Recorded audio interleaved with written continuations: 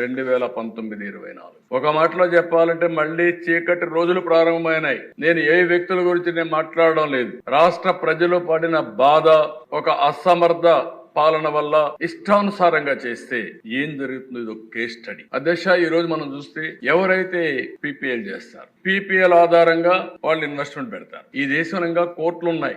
ఏదైనా సరే కాంట్రాక్ట్ చేసుకున్న తర్వాత అది కూడా గవర్నమెంట్ చేసినప్పుడు కంపల్సరీగా దాన్ని ఆనర్ చేసే బాధ్యత ఉంటుంది. లేకపోతే కోర్టుకు పోతే వాళ్ళకు మళ్ళీ నష్టపరిహారంతో సహా కట్టించే పరిస్థితి కూడా వస్తుంది. ఏదైతే సోలార్ పవర్ ఉంది వాడకుండా ఇష్టానుసారంగా చేస్తే ఇప్పుడే రవికుమార్ గారు చెప్పారు, ఇది ఇంటర్నేషనల్ ఇష్యూ అయితే దావోస్ లో కూడా రేజ్ చేస్తే ఇండియాలో ఇలాంటి ప్రభుత్వాలు ఉన్నాయి, మేము ఇండియాకి ఎందుకు రావాలి, పెట్టుబడులు పెట్టమంటే అప్పుడు చాలా సార్లు స్టేట్మెంట్ కూడా ఇచ్చారు. ఆనాటి ఫైనాన్స్ మినిస్టర్ గాని పవర్ మినిస్టర్ వీళ్ళందరూ మాట్లాడే పరిస్థితికి వచ్చారు. వితండవాదంతో ఎగోయిస్టిక్ గా కావాలని